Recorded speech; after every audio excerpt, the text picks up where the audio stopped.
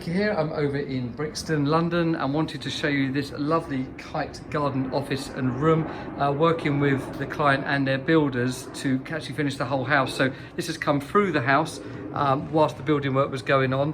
They brought in the internet and power lines, and then we built the building whilst that was going on just before lockdown. So we've just managed to get this one finished.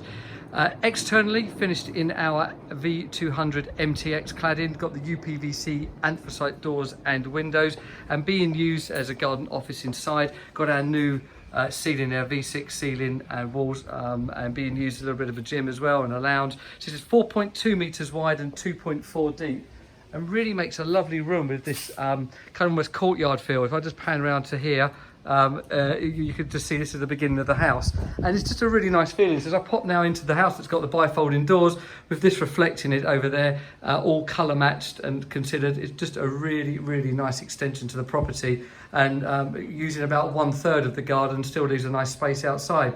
There you go. So if you've got struggling for space, you need a garden office, or want to extend your room, and you're living in London and you haven't got masses of room, which this is still very possible. You can see how well this works, and we can extend your property and your usability of your garden into the garden in a really usable way.